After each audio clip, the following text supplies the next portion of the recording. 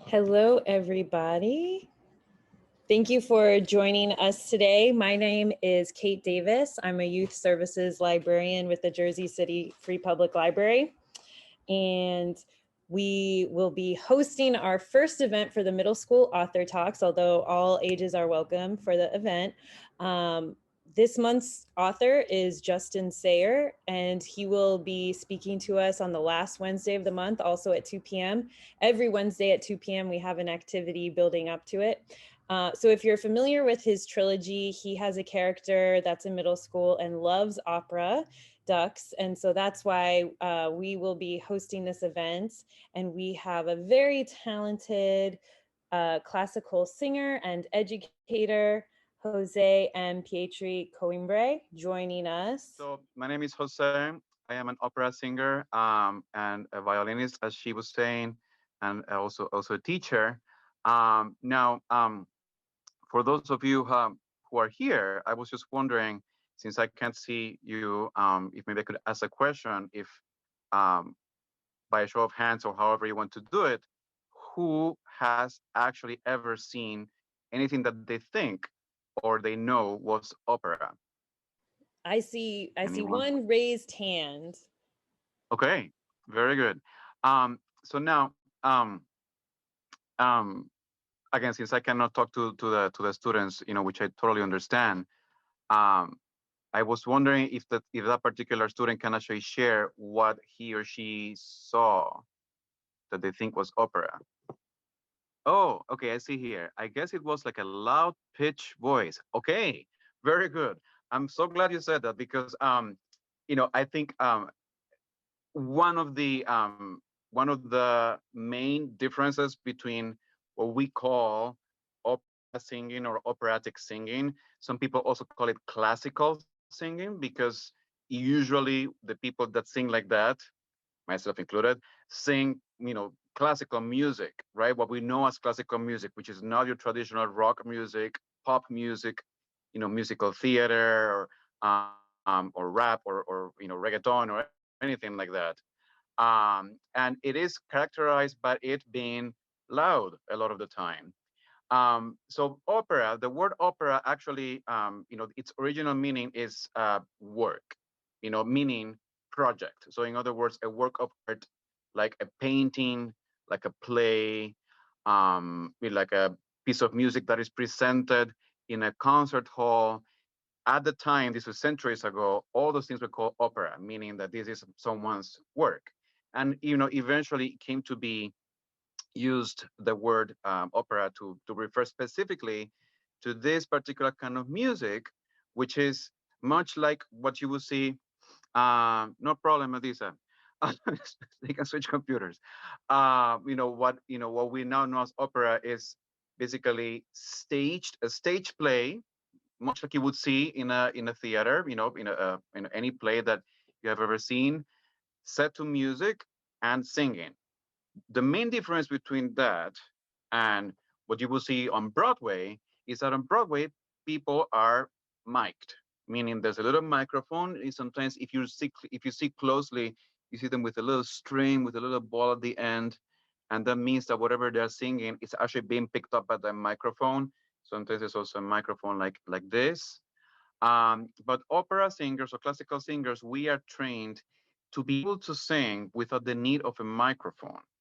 Now that has limits, of course. Like, if, for example, I had 500 people playing instruments right behind me, there's no way I'm ever going to sound louder than they are. But, but your traditional regular orchestra, right? That opera singers sing with, it's not that many people. So, but you still need to sing pretty loudly. So, for example, the way I'm talking right now is regular way of talking. What we learn to do as opera singers is to be able to use what our body has, meaning our throat, our head, our thorax, everything at our disposal to make my voice as it sounds right now sounds even louder. Now, if I sing to you to your face as loud as I would sing on stage, it would be extremely irritating and annoying. And I myself as a singer very much dislike when somebody sings really loudly next to me. It is very overwhelming and not pleasant. And that is not what opera singing is about. Opera singing is not about it being annoying, in your face, loud singing. Again, the reason why it's loud is because it is really intended to happen on a big stage where people are probably far away, and the only way to be heard is singing like that. So, for example, if I sing, just to give an example of my own singing, if I sing something with my regular spoken voice as I'm singing now, I'm sorry, as I'm talking now, for example, if I sing the national anthem, the United States national anthem, oh, say, can you see? Pretty regular. But if I really wanted to bring it out, and to show off and sing loud, oh, say, can you see? So that on the phone, it's annoying as can be, but on the stage, it's just normal. So that's partly why it's so loud. There are many examples that I want to share with you today on video. What I'm going to do to the best of my ability is to show you some examples just using my computer. So the reason why we're here today is because I know that a number of you have been, I think you've been told about this book with this character that likes opera. It is indeed sometimes a little bit unusual to find people your age being interested in opera, but there's always something in it for everybody. So I want to share with you a little bit of a sound, and if possible the slide. Let me just turn this around if you can see the video there. Okay, and I'm going to share this. Is a clip from an opera called Aida, and it's sung in Italian. And the person that you see there on the screen, this lady here, her name is Leontine Price. And Leontine Price, singers of all times. She was American, that had a huge, beautiful voice. And her performance happened to be her very last performance before she retired at a theater, the Metropolitan Opera of New York City, one of the main opera theaters, one of the main theaters in the world dedicated to opera. So let me just show this to you. This was actually almost 30 years ago that this performance actually happened. In fact, I think more than 30 years ago, to be honest. So this is part of it.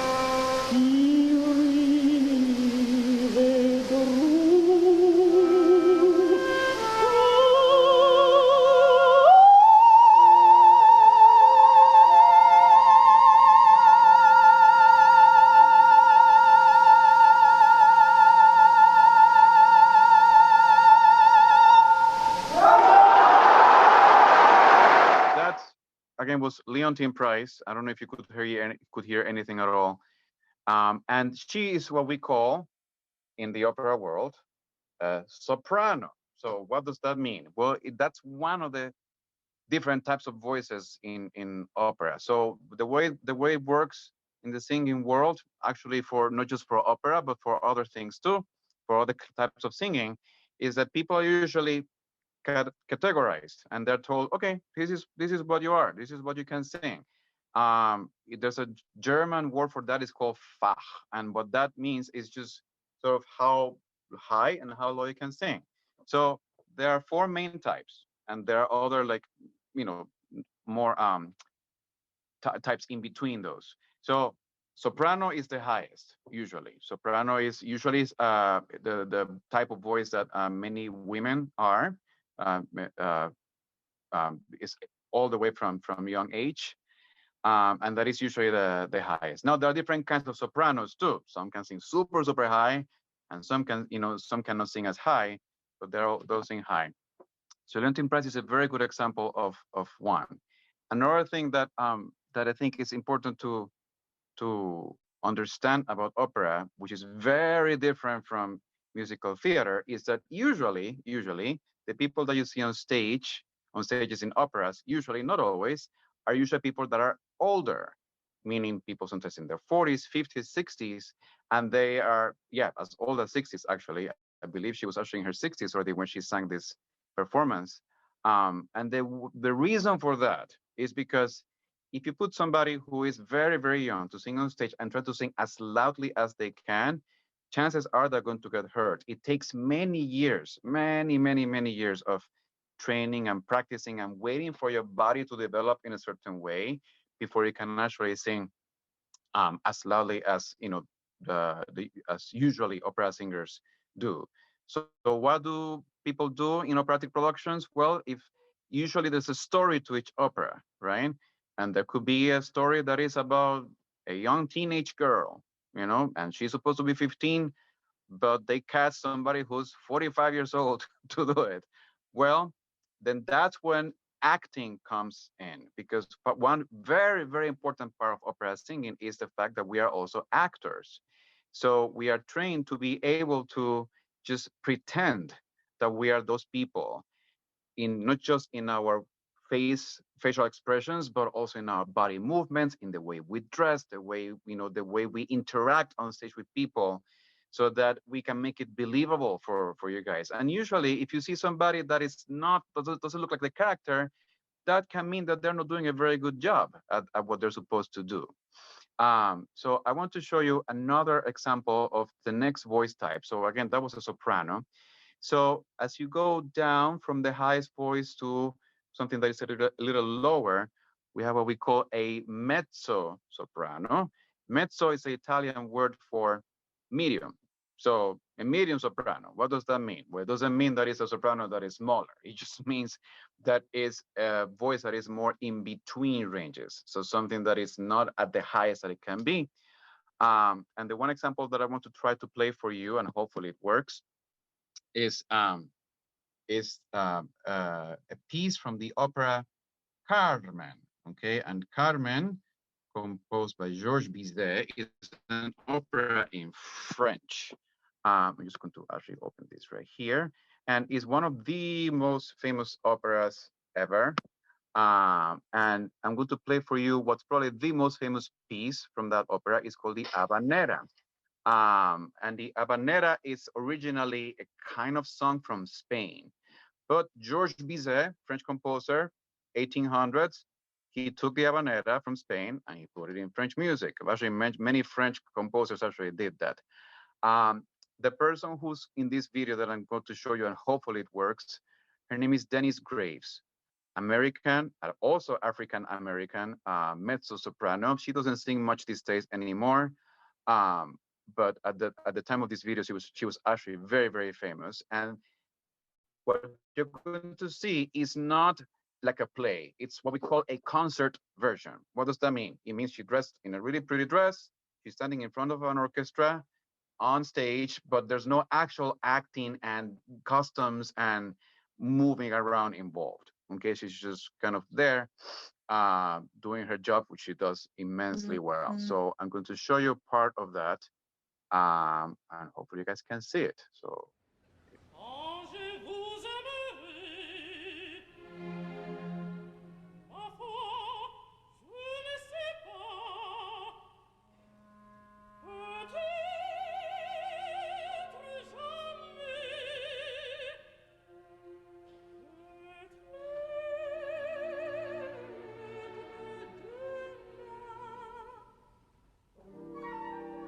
Mais pas aujourd'hui, c'est certain.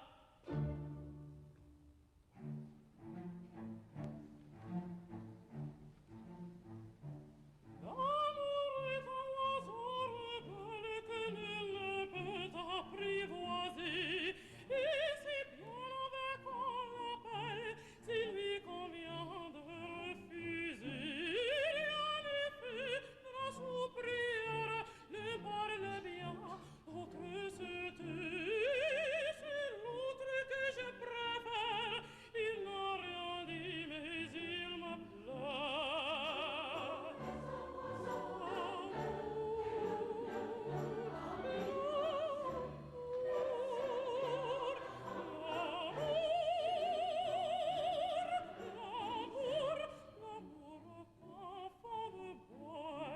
Il n'a jamais, jamais connu de loi. Si tu ne m'aimes pas, je t'aime. Si je t'aime, prends garde à toi. Si tu ne m'aimes pas, si tu ne m'aimes pas, je t'aime. Et si je t'aime, prends garde à toi. So, two things about the two clips that we just saw. So the first one was in Italian, the second one was in French. So traditionally, one of the things that there is a little bit more head scratching about opera for people is the fact that it's not in English. Well, there is also opera in English, as it turns out. Today, I'm not going to show you any of them in English, any clip in English, but it all depends on where the composer is from. So it just so happens that the first one that you saw was by a composer called Giuseppe Verdi, who's a very was because he's long dead. It was a very famous Italian composer for opera, so he composed in Italian. This one, composed by a very famous French composer, Georges Bizet, and well, they composed it in French. So one of the things that if you are not knowledgeable of those languages, what one wants to do, and actually I do this myself even as a trained opera singer, I can tell you that I don't necessarily speak fluently all those languages, and neither do they. Some of those singers don't always speak fluently. So what do we do? What we do is then that we study beforehand. So again, this is one of those things that, at least as a singer, it takes a lot of studying because we study exactly what every word means, how to pronounce it, how to be able to sing it well, how to be able to present it convincingly so that we actually truly know what is it that we're singing about, because there's always a story. For example, on the very first one that you saw, she kept saying patria mia. Well, patria means country or homeland, rather. Okay, so she was in that story, she's a slave. She's an Egyptian slave from another country, and she's just actually longing to go back to where she's originally from. And she kept saying my pew. Well, she said, never again, which is actually really sad. So and then this one, she kept saying l'amour, l'amour. L'amour is love, the word for love in French. So she keeps talking about love is this, love is that, love is like a wild bird, love is like a capricious river, and things like that. So usually the lyrics for, or the words for what we know as arias, okay, which are what we call our songs. So opera arias or songs, the words are usually very poetic, and there's a lot of wordiness involved. And if you don't really listen carefully and know it in advance, sometimes it is a little hard to know what in the world is going on. So yeah, that's something to always keep in mind. The other thing I wanted to mention is, I'm going to give an example of plain singing that is not necessarily operatic, and what usually we hear as opera. So if I sing again, oh say, the beginning of the national anthem, and then I do oh say. So I think you can hear that there's a little bit of a wave in the sound of my voice. For the second example, that's what we call vibrato. And then another Italian word. There's a lot of Italian words in the music world, especially in the singing world. So vibrato means vibration, okay? So it's basically something in which you allow your voice to have a little wave. And what that does to the voice, if well done, is that it makes it actually freer to go up and down and do whatever you want it to do. It is a little harder to for the voice to be absolutely free when there's no vibrato. Now, vibrato is not exclusive to opera singing. You know, we hear it in musical theater all the time. We hear it in pop singing. We hear it in any artist that sings. There's usually vibrato. Vibrato. Um, the difference is that opera singers do use it a little bit more. Okay. So now I want to show you another example here of the next voice type, the next more traditional voice type, which is the tenor. So tenors are usually men, usually, most of the time. But nowadays, I think, oops, sorry about that. Oh my God, sorry. Ah, stop it. Okay, sorry. I started that sound there. Um, so tenor is usually the highest type of male voice. And there was one very famous tenor from the 20th century, and he actually continued singing well into the 21st century, into to 20 or 15 years ago. And he died of old age and a disease.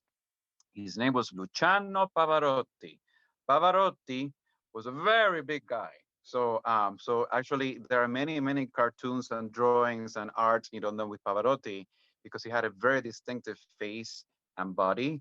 But more importantly, his voice was absolutely phenomenal. One of the best tenor voices that we've ever seen in the history of singing ever. So I'm going to actually open up a clip here. So Luciano Pavarotti, just like his name sounds, was from Italy. Okay, but he also made a huge career in the United States. He also sang at the Metropolitan Opera House in New York City. And I'm going to show you here a little bit of an aria, again, the word for song, but in opera, from an opera that's called L'Elisir d'Amore, The Elixir of Love. It's actually a comedy. It's actually a funny opera in which this really innocent boy, youngish boy, I mean, I would say probably late teens or maybe 20 years old, falls in love with this very pretty girl from his village. But the pretty girl has a little bit more money. She's very sought after by other guys, and he's just this kind of wimpy, whatever, very shy, reserved boy. And on comes this um, um, magician, slash doctor, comes to town, selling these potions and whatever, and selling a bunch of, well, for lack of a better word, crap to sell to poor people. And he convinced this character that you're going to see now singing. The character's name is Nemorino. He convinces Nemorino that, hey, if you buy this little thing here and she drinks it and you drink it, she will fall in love with you, no problem. And he was so excited, so excited. Well, what happens at this particular point of the story is that she hadn't drunk anything and he hadn't drunk anything, but for whatever reason, he thinks that she is already in love with him. And he basically was completely absorbed by the fact that, oh my God, she loves me. She actually loves me. So it sounds actually really sad. It's just a very strange moment during the opera in which everything sort of focuses on the character feeling absolutely in love. So I want to show you just a little bit of that. Again, this is one of those examples where the actual singer doesn't necessarily look like the character, like what you would think of the character. But Pavarotti was so good at what he did that people just didn't care. It's just one of those things where I don't care if you look completely different from a 15-year-old boy. I just want to hear you sing. So this is Luciano Pavarotti singing an aria called Una furtiva lagrima, a furtive tear. So because he says that he saw this other girl crying for him, or so he thought. So here's Una furtiva lágrima.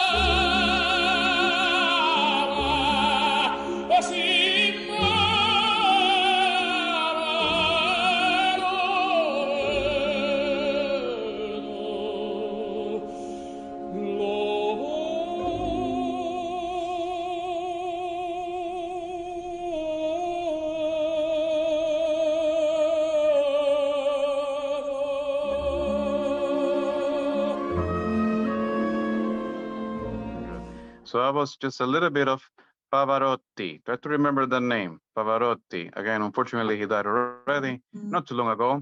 But he was, again, one of the most famous opera singers of all times, Italian tenor. So, again, tenors, the people, the ones, the usually guys, not always, but usually guys that sing very high. So going down in the categories, then we get to, well, the two types that are actually very similar. They're called basses. Bass, like the instrument. If you guys are familiar with musical instruments, there is an instrument called the bass, and it's usually a string instrument that plays low notes. Well, likewise, singers that are basses sing low. And there's another kind of subtype that that is called the baritone. Also, there are musical instruments that are called baritone this, baritone that, like for example, baritone saxophone. Usually, we can sing low, but maybe not as low, and we can sing just a little bit higher than basses. So I'm going to show you a clip of what is known as a bass baritone, meaning someone who can kind of sing low, but also sing pretty high. Let me just look it up here. Where is he? Yep, here he is.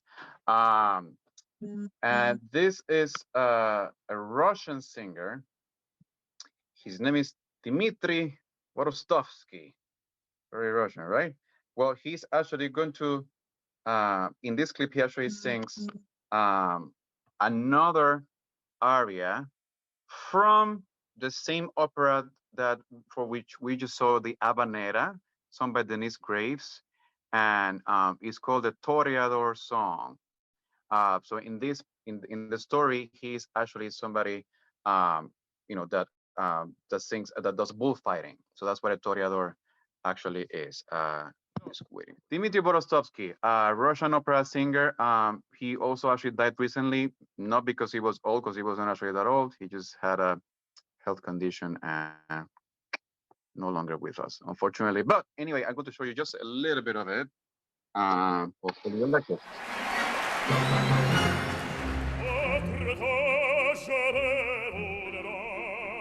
Seigneur, Seigneur, car avec les soldats, il est toreros et des sautadres, pour plaisir, soleil au le cirque blanc, c'est jour de fête, le cirque blanc du autobar, le spectateur perd la tête, les spectateurs sont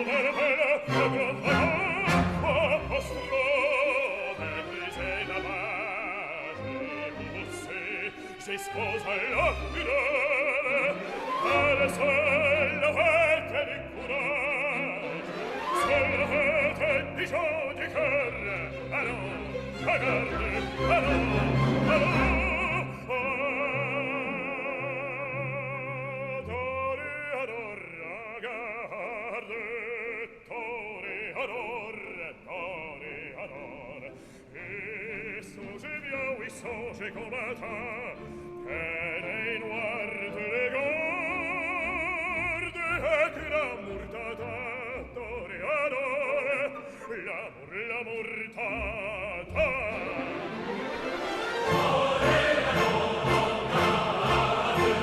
That was Dimitri Vorostovsky singing the Toreador song from the opera Carmen. Again, he's a baritone. Now I'm going to show you an example of what it would be to be a bass. I myself am a baritone, so I sing. I don't sing the particular piece that he was singing, but I sing other similar repertoire or collection of pieces. So I'm going to show you something by the composer Mozart, and this is an area that actually showcases really low notes. Those are difficult to hit. So we have the sopranos that some of them can sing very high. Well, some people, by the way, for sopranos, a lot of people call those very high notes whistle tones. Maybe you guys hear about, for example, nowadays in pop music we have Ariana Grande. She actually sings a lot of those whistle tones. Well, that's actually what a lot of operatic sopranos do. Mariah Carey actually used to sing also a lot of whistle tones back in the day when she was younger. And Kelly Clarkson also used to sing a lot of whistle tones. So all those whistle tones, are nothing other than just very high notes that sopranos can sing. Well, these very low notes, I think I can't think of any pop singer nowadays that can sing this low. I'm going to show you here just a little bit.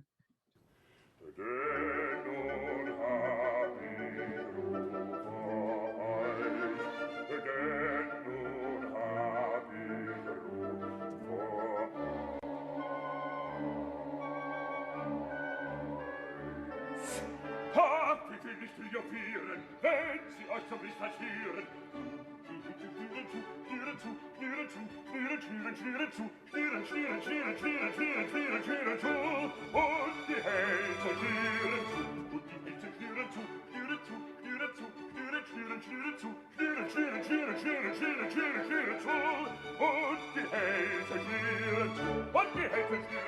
und die Hälse schlieren zu,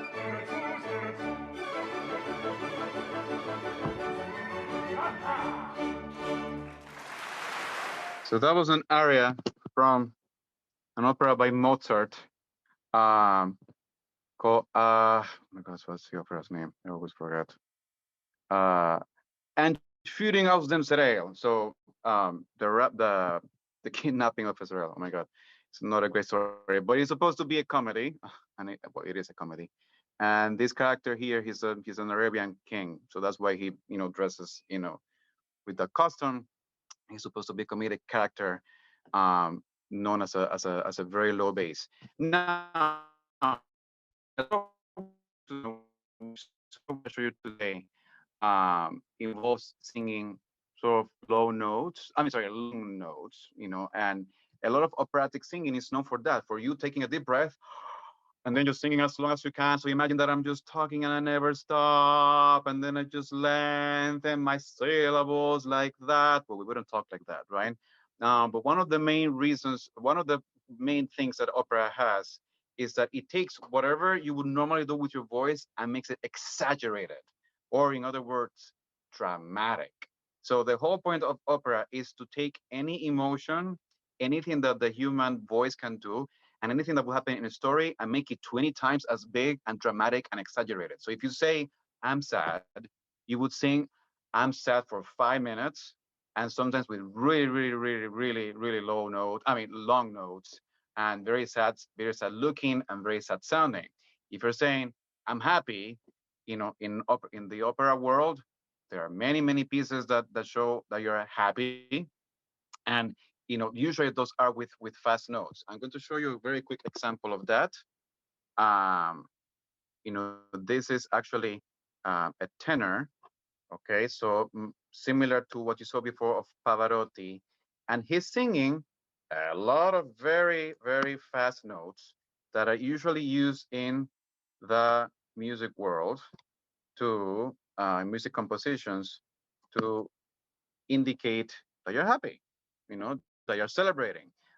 So in the music world, we call those melismas. So that's an Italian word to refer to a series of very, very, very fast notes in succession.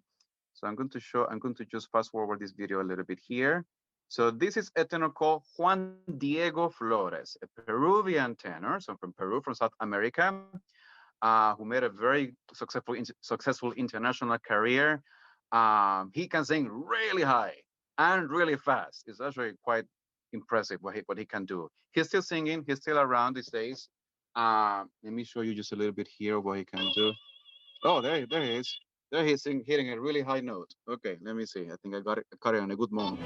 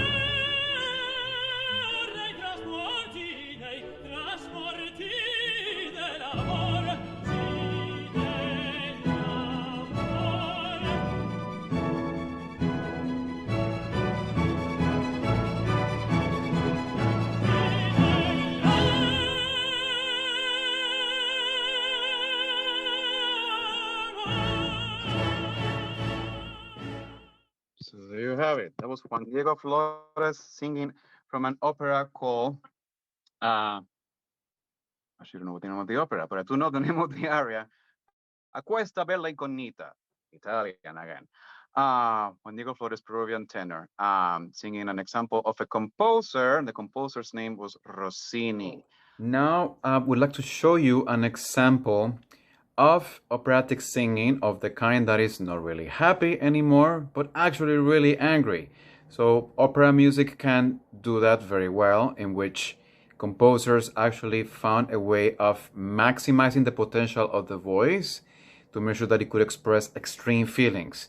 So this next example is probably one of the most, if not the most famous opera aria of all times.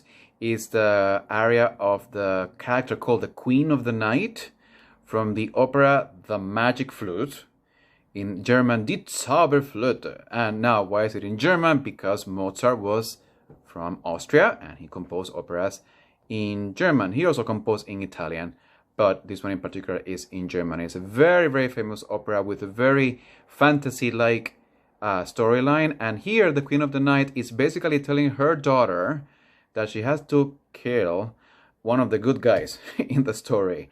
And she gives her a knife and everything, and she's beyond upset because her daughter is in love with this other guy who's one of the good guys, but the Queen of the Night is actually a bad character in the opera. So here's a very famous opera singer today from Germany. Her name is Diana Damrau, and she's a high soprano, what we call a coloratura soprano. So a coloratura soprano is one of those that can sing really, really, really high. Again, what we call sometimes in pop music whistle tones. So here's Diana Dan Brown singing the Vengeance aria from the Magic Flute, the Queen of the Night aria. Enjoy.